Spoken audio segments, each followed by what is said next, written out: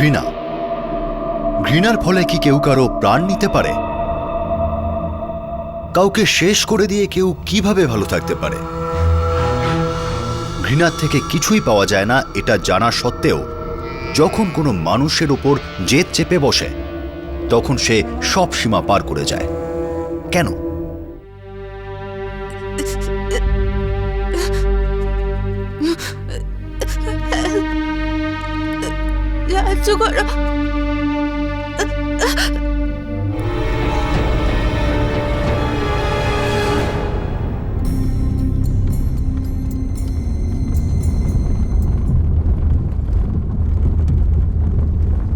গাড়িটা একটু থামান তো।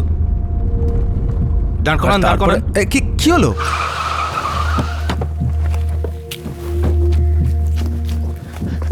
আপনার কি হয়েছে? সাহায্য করুন, হাসপাতালে পৌঁছে দিন। আরে ছাড়ুন না দাদা, এই সমস্ত ঝামেলা পড়ে কোনো লাভ নেই। ভাই, মেয়েটার অবস্থাটা দেখ কিভাবে পড়ে রয়েছে। এই অবস্থায় ফেলে চলে যাব? আরে কি হয়েছে দাদা? আরে দাদা, এই মেয়েটা খুব খারাপ অবস্থায় পড়ে রয়েছে। হাসপাতালে পৌঁছে দিন, সাহায্য করুন। মনে হচ্ছে এর সঙ্গে খুব খারাপ কিছু হয়েছে। এর অবস্থা তো খুব খারাপ। ভাই, গাড়ি ব্যাক কর, একে হাসপাতালে নিয়ে যেতে হবে। আর দেখুন দাদা, মাফ করুন, আমি এই সমস্ত পুলিশের চক্করে পড়তে পারবো না। আরে তুমি কিছু ভেবো না, আমরা আছি তো। আরে চলুন দাদা, হ্যাঁ। আমি আপনার সঙ্গে যাচ্ছি। কোনো মেয়েকে এরকম অবস্থায় ফেলে চলে যাওয়াটা কি মানুষের কাজ হলো নাকি? ঠিকই। ঠিক আছে, আমি আপনাদেরকে হাসপাতাল অবধি ছেড়ে দিচ্ছি। এরপর আপনারা বুঝে নেবেন, আপনারা অন্য কোনো ট্যাক্সি দেখে নিন। ওইসব পুলিশের চক্করে আমি পড়তে পারবো না, কাজ করবো না, এইসব করবো। আরে ঠিক আছে, এখন তো চলো, গাড়িটা তো অন্তত ব্যাক করো। চলুন দাদা।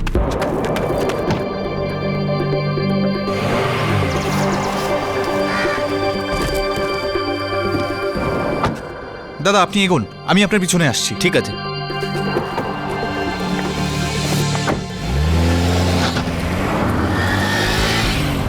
দুজন ব্যক্তি একটা মেয়েকে রাস্তার ধারে খুব খারাপ অবস্থায় পড়ে থাকতে দেখেন।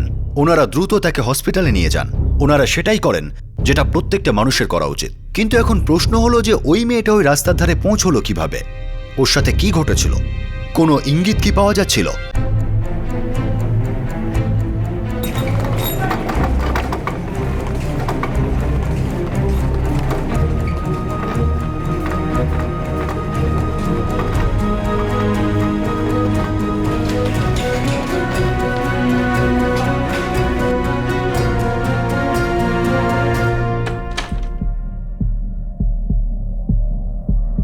পুলিশকে ইনফর্ম করতে হবে, এটা কিন্তু পুলিশ কেস।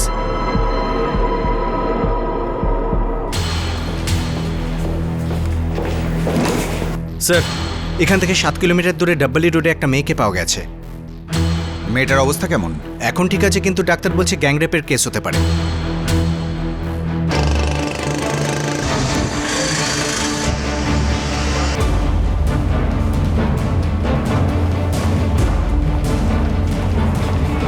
দুজন লোক ওকে হাসপাতালে নিয়ে এসেছিল।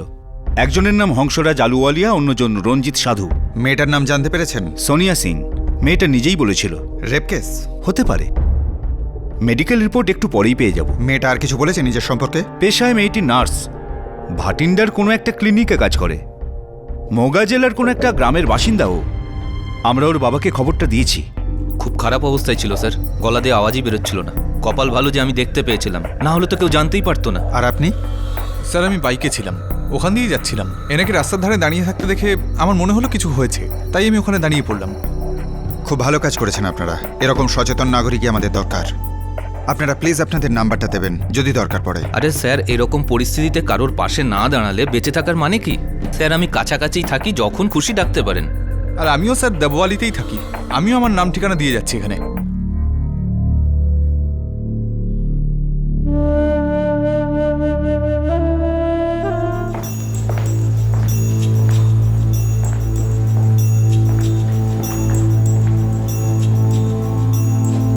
সোনিয়া, আপনি কি এই মুহূর্তে কথা বলতে পারবেন? কি হয়েছিল? দেখুন, আপনি একদম ভয় পাবেন না, পুলিশ আপনাকে পুরোপুরি সাহায্য করবে। 17 জানুয়ারি দুপুরবেলা আমি বাতিন্ডা থেকে রওনা দিই। চণ্ডীগড়ে জব ইন্টারভিউ ছিল একটা প্রাইভেট হসপিটালে। চণ্ডীগড় পৌঁছালাম। সেক্টর 31-এর রাস্তায় দাঁড়িয়েছিলাম ট্যাক্সি ধরার জন্য।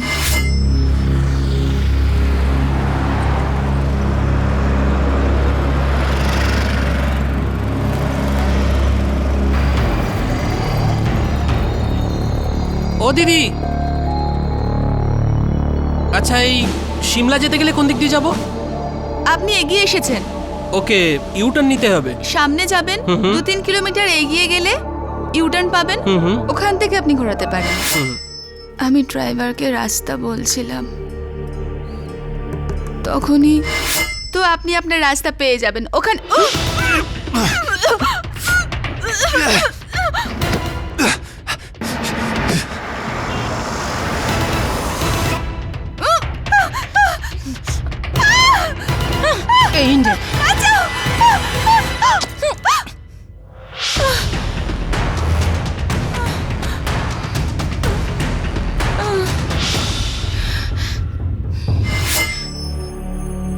জানি না কি ইঞ্জেকশন ছিল, আমি অজ্ঞান হয়ে গিয়েছিলাম।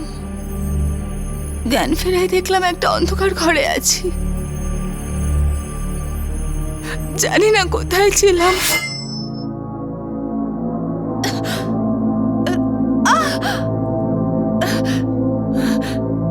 আমার হাত পা বাঁধা ছিল স্যার।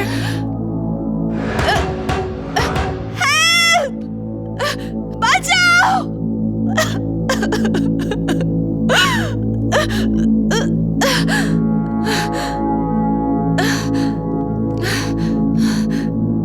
কেন এনেছো আমাকে এখানে?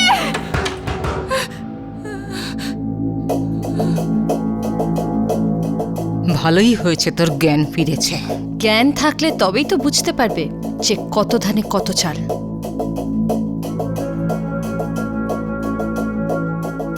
ওর এমন অবস্থা করো যেন সারা জীবনেও ভুলতে না পারে।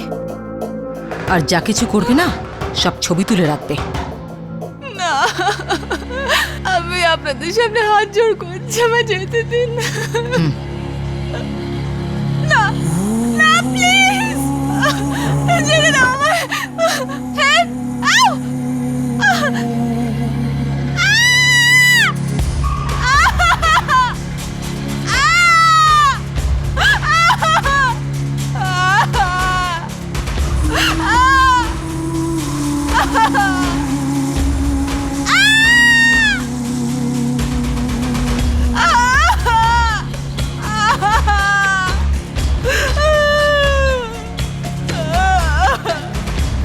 জানি না কতদিন কত রাত ওই দুজন বারবার করে জোর জবরদস্তি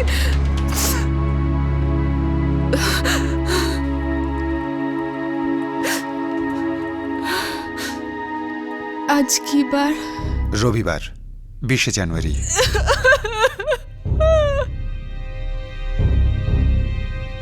সোনিয়া, আপনি ওই ভাটিন্ডা রোডে কি করে পৌঁছলেন?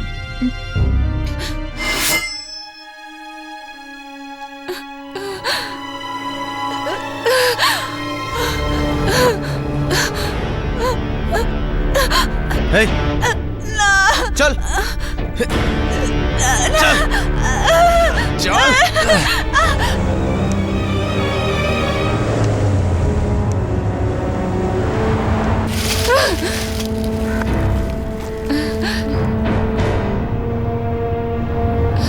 চল চল।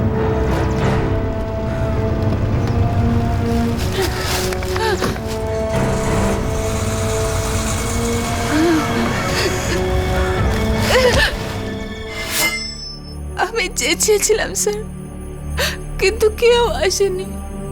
তারপর একটা গাড়ি থামে, একজন আসেন আর ওই দুজন আমায় সাহায্য করেন। ওই হংসরাজ আর রঞ্জিত বলে ছেলে দুটি, আমি ওদের সাথে কথা বলেছি।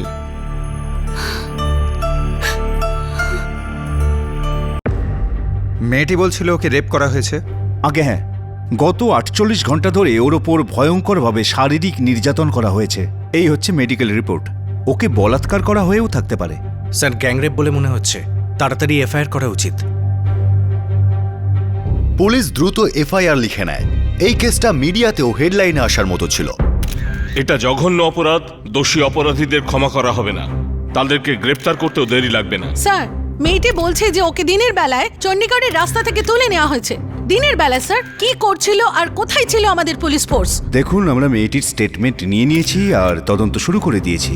এই কেসের ব্যাপারে যা যা তথ্য আমরা জানতে পারবো সব কিছু আপনাদের জানিয়ে দেবো, আপনারা নিশ্চিন্ত থাকুন। স্যার একটা কথা বলুন, তাহলে কি দিনের বেলা পুলিশ পেট্রোলিং হয় না? দেখুন, সিস্টেমের কমজোরি খোঁজা আপনাদের কাজ, মানি আমরা, কিন্তু কোথায় কার ভুল হয়েছে সেটা সিদ্ধান্ত নেওয়ার আগে নিরপেক্ষ তদন্তের প্রয়োজন।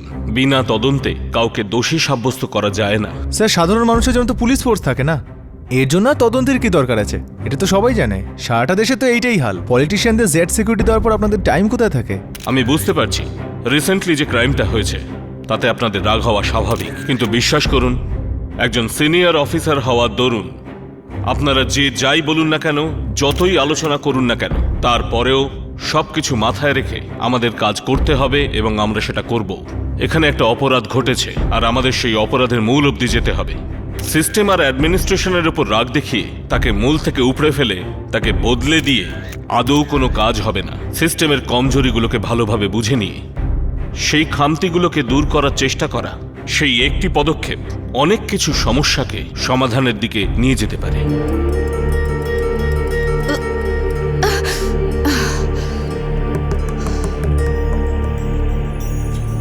আপনার গাড়ির নাম্বারটা মনে আছে? দেখতে পেয়েছিলেন? না স্যার। ওই দুজন লোক, ওই দুজন মহিলা কারা ছিলেন বলতে পারবেন? ওদের চেহারা বা ওদের মুখ যদি আপনি বলতে পারেন তাহলে স্কেচ করিয়ে আমরা ওদের খোঁজ করতে পারি। ওই দুজন লোক কে ছিল এটা তো আমি জানি না স্যার, কিন্তু ওই দুজন মহিলাকে আমি চিনি। একজনের নাম রেশমি সিং আর একজনের নাম সাবিত্রী। আপনি ওদের চেনেন? হ্যাঁ স্যার। কোনো শত্রুতা, প্রতিশোধ নেওয়ার জন্য এসব? হ্যাঁ স্যার, প্রতিশোধই নিয়েছে ওরা দুজন। কিসের প্রতিশোধ? রেশমির স্বামী গৌরবের সাথে আমার সম্পর্ক ছিল। আমি জানতাম না যে ও বিবাহিত, ভালোবাসতাম ওকে। যখন জানতে পারলাম ও বিবাহিত, আমি সমস্ত সম্পর্ক ভেঙে দিই ওর সাথে। আমি নির্দোষ স্যার, আমি কিছু করিনি। ওদের দুজনের মধ্যে তো প্রথম থেকে সমস্যা ছিল স্যার, আর ও স্ত্রীকে প্রথম থেকেই ছাড়তে চাইছিল। আর রেশমি আর ওর পরিবারের লোক এই ঘটনার জন্য আমাকেও দোষী মনে করে। আমার আন্দাজই ছিল না যে এই ঘটনা এত দূর অবধি করাবে। গৌরব এখন কোথায়? স্যার জেলে আছে, ওর স্ত্রী ওকে জেলে পাঠিয়েছে। কোন জেলে? অবহর জেল।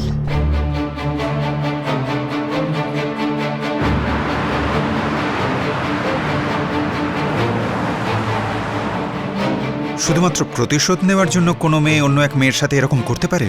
কে কতটা নিচে নামবে কেই বা বলতে পারে?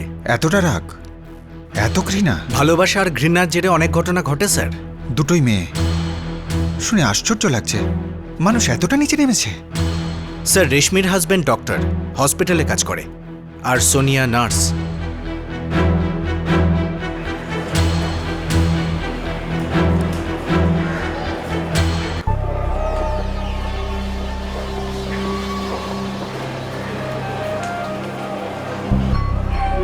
স্যার, আমার স্ত্রী রেশমি আর তার পরিবারের লোকজন আমাকে বরবাদ করার জন্য সবকিছু করতে পারে, আর এটা শুনে আমি একটু আশ্চর্য হইনি যে ওরা সোনিয়ার সঙ্গে এরকম করেছে। স্যার, আমার নামেও মিথ্যে কেস ফাইল করা হয়েছে। এখন তোমার স্ত্রী কোথায়? আছে হয়তো বাপের বাড়ি, ওরা শীর্ষেতে থাকে স্যার। আমি আর আমার চেনাশোনা সবাইকে বরবাদ করতে উঠে পড়ে লেগেছে স্যার। আপনি নিজেই ভাবুন না স্যার, কি করেছিল সোনিয়া? আমাকে তো ভালোই বেসেছিল। আর রেশমি আর ওর পরিবারের লোকজন কি করলো সোনিয়ার সঙ্গে?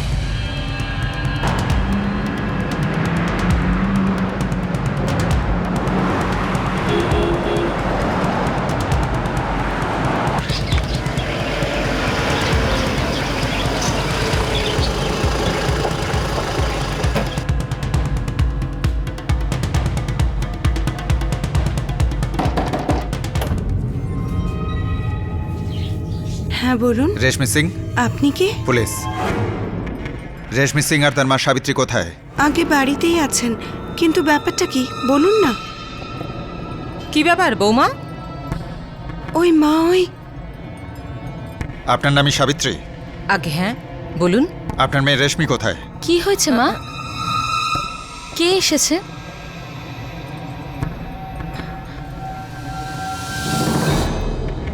এ দেখতে পায় না? আগে না, ওর চোখের নজর কমে এসেছে। আপনাদের দুজনকে আমার সাথে থানায় যেতে হবে, কিছু জিজ্ঞাসাবাদ আছে। জিজ্ঞাসাবাদ? কি ব্যাপারে? পুলিশ এসেছে মা? হ্যাঁ। কি হয়েছে? কেউ কি আমাকে কিছু বলবে? আপনাদের দুজনকে এক্ষুনি আমার সাথে যেতে হবে। ঠিক আছে, আমার স্বামীকে তো আমি জানাই। বৌমা, বাবাকে একটু ফোন করো তো। ঠিক আছে। মা,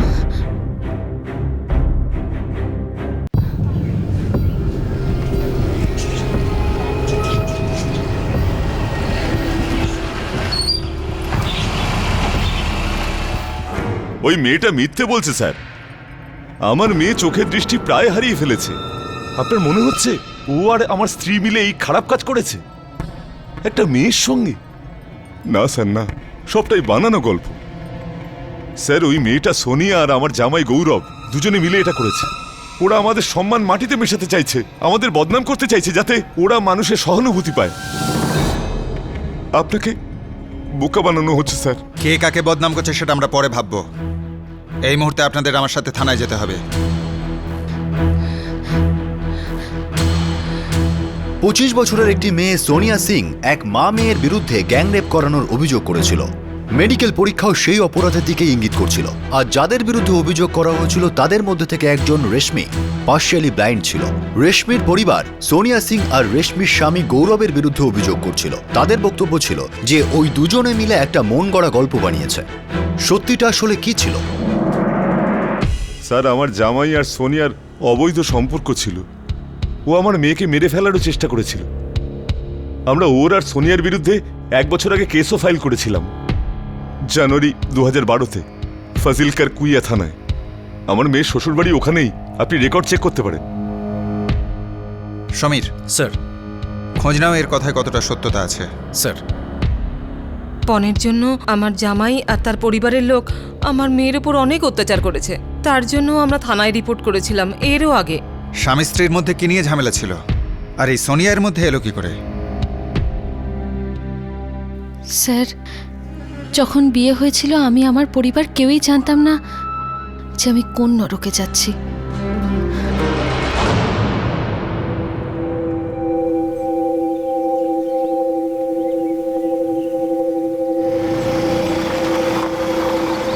সাত বছর আগে গৌরব আর আমার বিয়ে হয়েছিল 2006 সালে।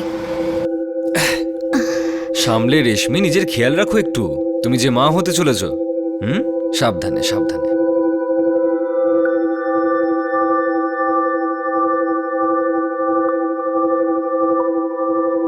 কি হয়েছে বৌমা? তুমি এত আস্তে আস্তে খাচ্ছ কেন? ভালো করে খাও। খাওয়া দাওয়াটা কিন্তু ভালো করে করবে। এখন কিন্তু তোমার ভিতরে একটা প্রাণ রয়েছে। আমার তো মনে হচ্ছে যে ছেলেই হবে। তোমার মুখে ফুল চন্দন।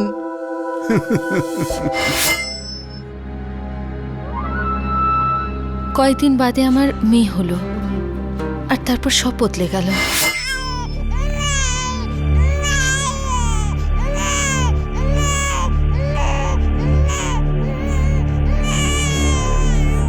ওলা মা বাবু, কি হয়েছে? ও, উত্তরাধিকারী তো দিতেই পারলো না, বংশের নামও ধুলোয় মিশিয়ে দিল।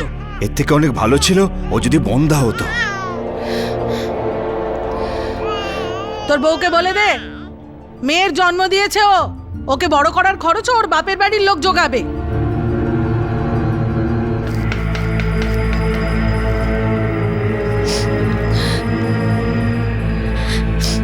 মা, এতে আমার দোষটা কোথায়? তবে দোষটা কার শুনি? মেয়ের জন্ম তুমি দিয়েছো, বলে দাও তোমার বাবা মাকে। ওর ভরণ পোষণ ওরাই করবে। ওনাদের কাছে এত টাকা নেই মা। আরে বাহ, খুব দরদ দেখছি বাপের বাড়ির জন্য। আরে দুজন ভাই আছে তোমার, ভালোই তো রোজগার পাতি করে। ওরা ভাগ্নির জন্য এইটুকু করতে পারবে না? খুব অসুবিধায় পড়বে ওরা। মুশকিল তো আমাদের হবে, তোমাকে আর তোমার মেয়েকে বয়ে বেড়াতে।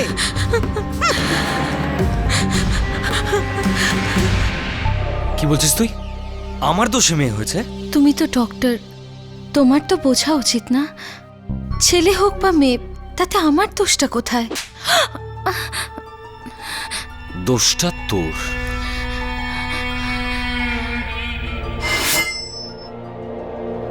খুব জ্বালিয়েছে আমার মেয়েকে স্যার, খুব জ্বালিয়েছে। ও আমাদের আগে বলেনি, নইলে আমি ওকে ওর সঙ্গে থাকতে দিতাম না। স্যার এটা জানা মাত্রই আমি ওর শ্বশুরবাড়ির বিরুদ্ধে কেস ফাইল করে দিই ওই কুইয়া পুলিশ স্টেশনে। রেশমি, এর পরেও তুমি তোমার স্বামীর সঙ্গে ছিলে, এত টর্চার হওয়ার পরেও? মেয়েরা সবসময় এটাই ভাবে যে সব ঠিক হয়ে যাবে, আর আশা নিয়েই বেঁচে থাকে। আমি স্বামী আর বাচ্চার সাথে ভাতিন্ডায় চলে এলাম। এখানে একটা হাসপাতালেও চাকরি করত। আমি ভাবলাম সব ঠিক হয়ে যাবে। 2 বছর বাদে 2009 সালে আমি আবার মা হলাম। আমি ভাবলাম এবার ছেলে হবে আর সব কিছু আগের মতো হয়ে যাবে।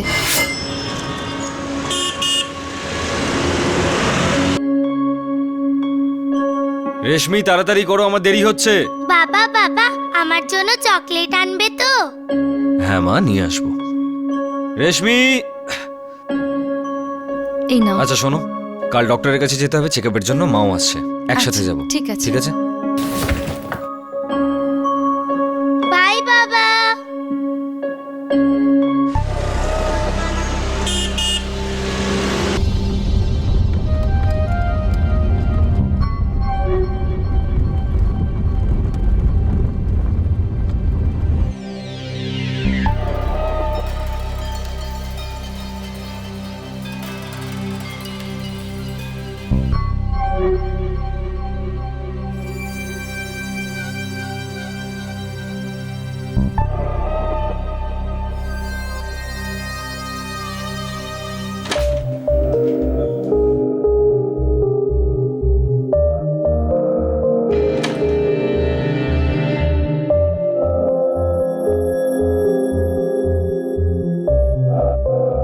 মা দেখো আমি কি সুন্দর এঁকেছি।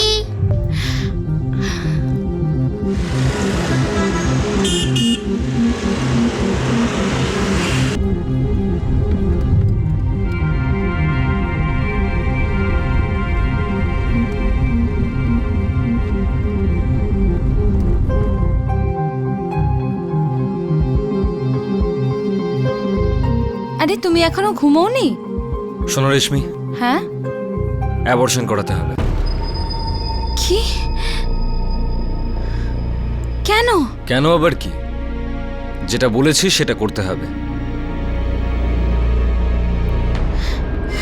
আমি বুঝতে পেরেছিলাম যে চেকআপের ব্যাপারটা নাটক। আসলে ওদের এটাই জানার ছিল যে আমার পেটে ছেলে আছে না মেয়ে। তারপরও তোমাকে অ্যাবর্শন করতে বলল? হ্যাঁ। এই ঘটনা 2009-এর, তার মানে বিয়ের 3 বছর পরে। এত কিছু ঘটে যাবার পরেও তুমি তোমার স্বামীর সঙ্গে থাকতে? স্যার, বুঝতেই পারতাম না যে কি করব। আমার একটা ছোট্ট মেয়ে আছে, ওকে কোথায় নিয়ে যেতাম স্যার? আমার অসহায়তাটা বুঝুন। আর কি? এই যে তুমি চোখে কম দেখো, এটা কি ছোটবেলা থেকেই? না না না না স্যার, এই সব তো আমার জামাইয়ের জন্য হয়েছে। ও আমার মেয়েকে মেরে ফেলার চেষ্টা করেছিল। কি? কি করে?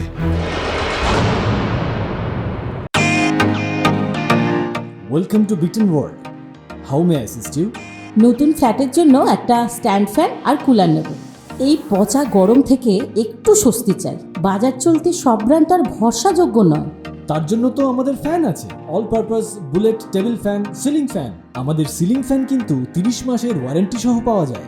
আছে ফারাটা 2 বছরের ওয়ারেন্টি, 17 থেকে 20 মিটার এয়ার ফ্লো, মধ্যবিত্তের সাধ্যের মধ্যে একমাত্র ভরসাযোগ্য ব্র্যান্ড বিটেন।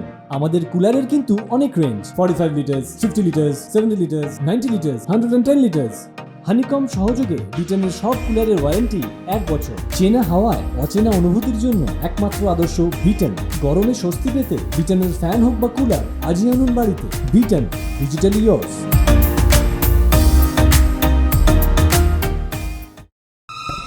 এই যে তুমি চোখে কম দেখো, এটা কি ছোটবেলা থেকেই? না না না না স্যার, এই সব তো আমার জামাইয়ের জন্য হয়েছে। ও আমার মেয়েকে মেরে ফেলার চেষ্টা করেছিল। কি করে? একটা মেয়ের জন্য অন্য আরেকটা মেয়ের জীবন নেওয়ার চেষ্টা, সবকিছুই সোনিয়ার জন্য।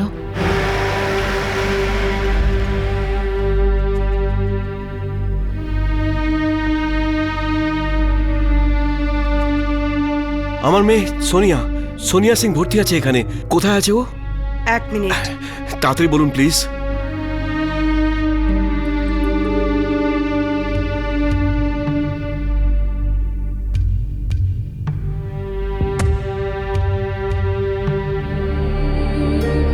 মা, কেমন আছিস মা? বাবা, কেন হলো এসব? বাবা, কি করে হলো এসব? আমার স্বামী গৌরব একজন ডাক্তার, ভাতিন্ডার একটা প্রাইভেট হসপিটালে চাকরি করত। কাজের জন্য প্রায় চণ্ডীগড় যাতায়াত করত, সপ্তাহে প্রায় 3-4 দিন। আমি কখনো জিজ্ঞেস করিনি কি জন্য। জিজ্ঞেস করলেও পাকিও বলতো নিজের মতো করেই চলতো। প্রত্যেক শনিবার আর রবিবার চলে যেত। একদিন আমার জ্যাঠামশাই চণ্ডীগড় থেকে বাবাকে ফোন করলেন।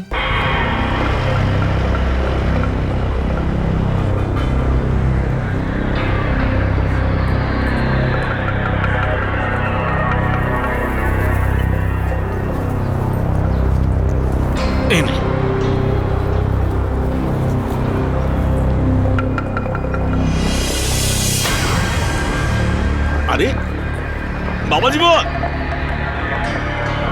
বাবা জীবন, বাবা জীবন, বাবাজি।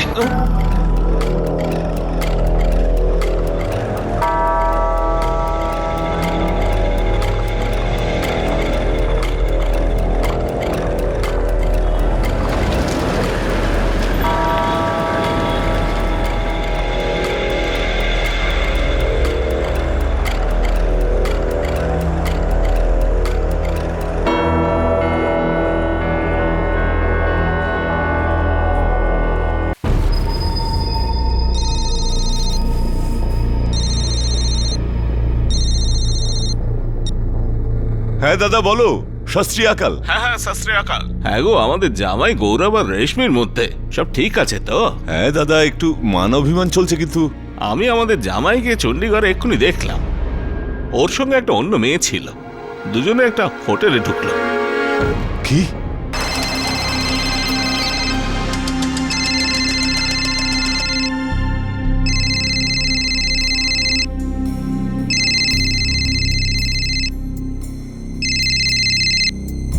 শাস্ত্রীকাল বাবা। মারে, জামাই কোথায় রে? ও তো চণ্ডীগড় গেছে। চণ্ডীগড়? মা, চণ্ডীগড় কি করতে? কাজের জন্য। ও তো প্রত্যেক সপ্তাহে যায় বাবা। কেন, কি হয়েছে? সব ঠিক আছে তো? না কিছু না মা, তুই ওকে ফোন করিস না আর ওকে কিছু বলিস না। আমি তোকে পরে সব বলছি। রাখি রে মা।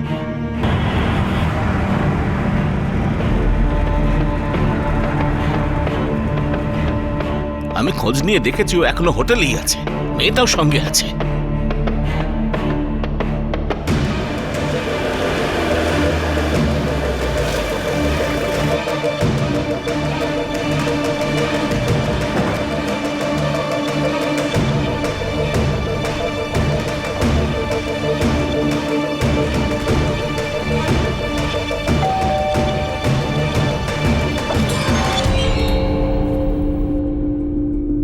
বলুন, কাকে চাই?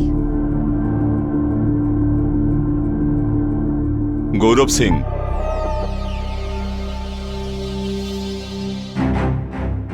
জামাই, তুমি প্রতি সপ্তাহে চণ্ডীগড় এই করতে আসো? নাম কি তোমার? সোনিয়া। কি কাজ করো? আমি নার্স, ভাতিন্ডার হসপিটালের। নার্সের সঙ্গে ডক্টর, দারুণ সম্পর্ক বানিয়েছো নিজেরা।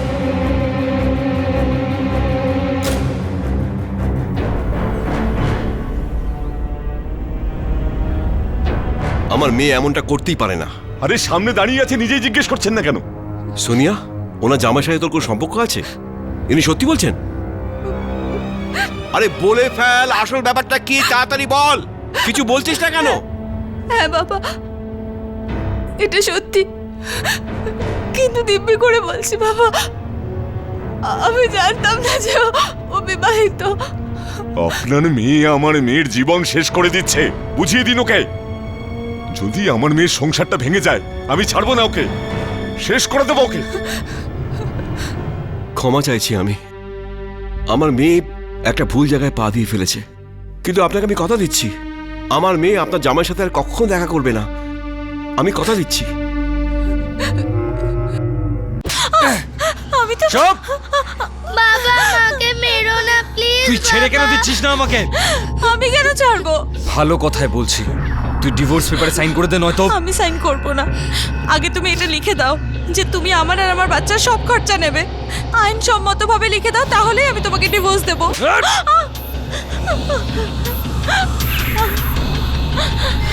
আমি ডিভোর্স দিতে কিছুতেই রাজি হইনি। সোনিয়া আর ওর সম্পর্ক তখনও চলছিল। ও যে কোনো উপায়ে আমার থেকে মুক্তি চাইছিল, কিন্তু আমিও ঠিক করে নিয়েছিলাম, যদি ও আমার মেয়ের সমস্ত রকম দায়িত্ব নিতে রাজি হয় তবেই আমি ডিভোর্স দেব। আর সেই জন্য গৌরব আর সোনিয়া তোমায় মেরে ফেলার চেষ্টা করেছিল। হ্যাঁ স্যার। তুই ওই ছেলেটার কাছে গেছিস কেন? এই পৃথিবীতে ভালো ছেলের কি অভাব আছে রে? বাবা, তোমার দিব্যি, আমি যাইনি ওর কাছে, ওই এসেছিল। ও নিজের বউকে ডাইভোর্স দিতে চাইছিল। অন্যায়টা ও করেছিল। ওর স্ত্রী আর ওর শ্বশুর শাশুড়ি মনে করেন যে সমস্ত দোষ আমার, এই জন্য আমার এগেনস্টে মিথ্যে কেস করে ওখান থেকে বেঁচে যাই। আর পুলিশ আমার বিরুদ্ধে কিচ্ছু পেল না, তাই ওরা ওরা আমার সাথে।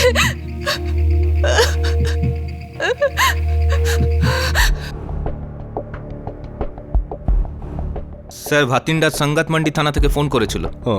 গৌরব সিং এর কেসটার ব্যাপারে জানতে চাই। স্যার, ওই ভাইরাস ইনজেক্ট করে অ্যাটেম্প টু মার্ডারের যে কেসটা ছিল না, ওটার ব্যাপারে। ঠিক আছে, আমি কথা বলছি। ঈশ্বরের কৃপা স্যার যে আমার মেয়ের জীবনটা বেঁচে গেছে। যদি এক সপ্তাহ লেট হয়ে যেত না, তাহলে ও মরে যেত। কি করেছিল?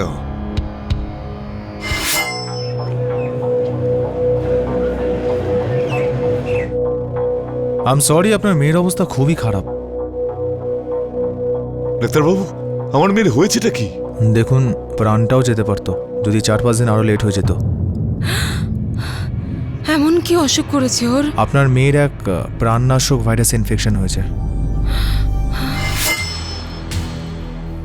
ভাইরাস? ওনার শরীরে আমরা কিছু প্রাণনাশক ভাইরাস পেয়েছি, যার জন্য উনি এতদিন অসুস্থ ছিলেন, যাতে ওনার অবস্থা আরো খারাপ হয়ে যাচ্ছিল। এসব কি করে হলো মা? আমি কিছু জানি না বাবা। মনে করে দেখুন তো, এর মধ্যে হাতে কোনো উল্কি করেছিলেন বা অন্য কোথাও ব্লাড স্যাম্পল দিয়েছিলেন? আপনার শরীরে পুরনো সিরিঞ্জ ব্যবহার করা হয়েছে?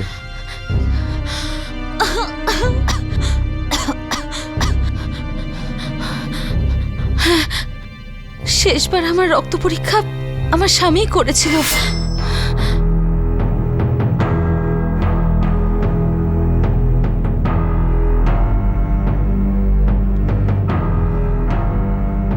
ধরো এটা।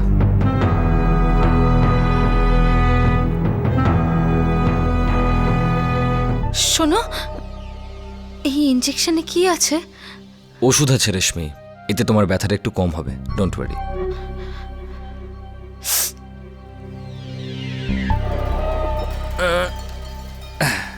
হয়ে গেছে।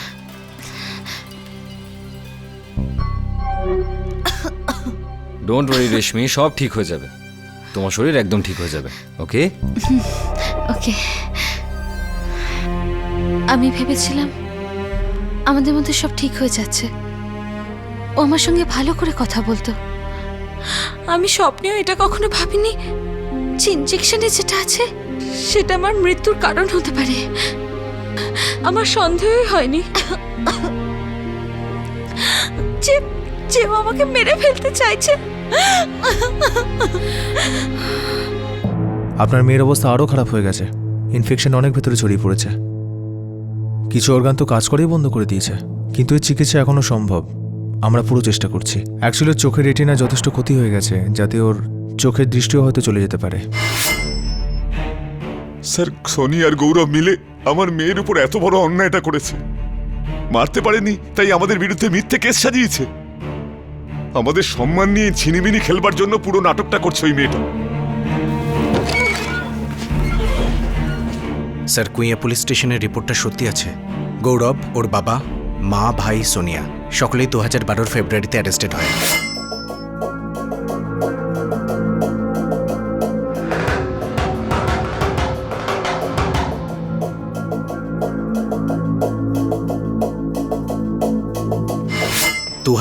সেপ্টেম্বরে গৌরব ছাড়া সকলের জামিন হয়ে যায়। ও এখনো জুডিশিয়াল কাস্টডিতে জেলে আছে, যেখানে আমরা দেখা করতে গিয়েছিলাম।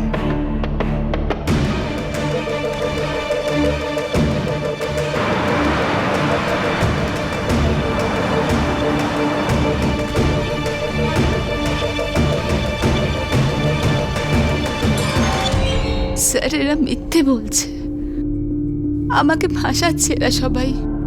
আমার ওর স্বামীর সাথে কোনো সম্পর্ক নেই। আমি কেন এরকম মিথ্যে বলবো স্যার?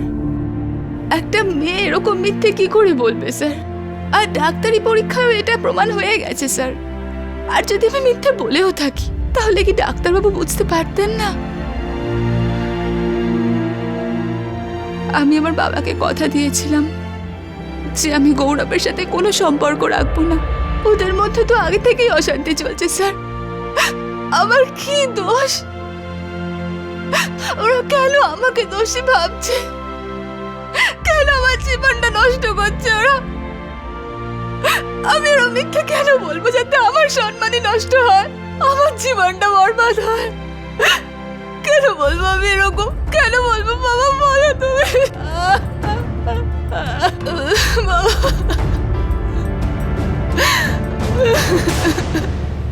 দুজনের মধ্যে কেউ একজন তো মিথ্যে বলছে, কেউ একজন মন গড়া কাহিনী বলছে।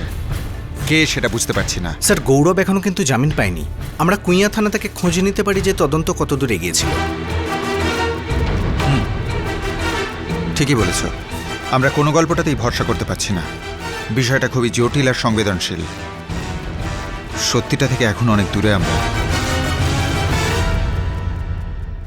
ভীষণই মারাত্মক দুটি অপরাধ। একটা যার এখনো পর্যন্ত গ্যাংরে প্রমাণিত হওয়া বাকি ছিল, আর দ্বিতীয়টা যেটায় মারাত্মক ভাইরাস ব্যবহার করে প্রাণে মেরে ফেলার চেষ্টা করা হয়েছিল। দুটোই সাংঘাতিক। এই কেসটার সমাধান করতে পুলিশের খুবই সতর্কতা অবলম্বনের প্রয়োজন। গ্যাংরেপের ঘটনার ফলে সাধারণ মানুষের মধ্যে আবারও অসন্তোষের ঝড় উঠেছিল, ক্ষোভ বাড়ছিল। খবরে উঠে আসা একটার পর একটা রেপ কেস। স্বাভাবিকভাবেই জনতা পুলিশ আর প্রশাসনের থেকে কঠোর পদক্ষেপের আশা করছিল। আর সোনিয়ার মেডিকেল রিপোর্টের থেকে প্রমাণ পাওয়া যাচ্ছিল যে অপরাধ ঘটেছে এবং সে একজন নির্যাতিতা। সোনিয়াকে খুব খারাপ অবস্থায় হাসপাতালে আনা হয়েছিল। অন্যদিকে রেশমিকে খুন করার অভিযোগে মামলা দায়ের করা হয়ে গিয়েছিল, আর তার স্বামীকে তখনও পর্যন্ত জামিন দেওয়া হয়নি। সেই সঙ্গে এইটাও এড়িয়ে যাওয়া যাচ্ছিল না যে সোনিয়ার সঙ্গে যখন এই দুর্ঘটনা ঘটে তখন সেও জামিনে মুক্ত ছিল। কে সত্যি কথা বলছিল আর কে মিথ্যে, কে কার বিরুদ্ধে বদলা নিচ্ছিল, কার ঘৃণা থেকে এই অপরাধটা জন্ম নিয়েছিল? পরের দিন আমরা আপনাদের দেখাবো এই কেসটার দ্বিতীয় ভাগ ঠিক এই সময়।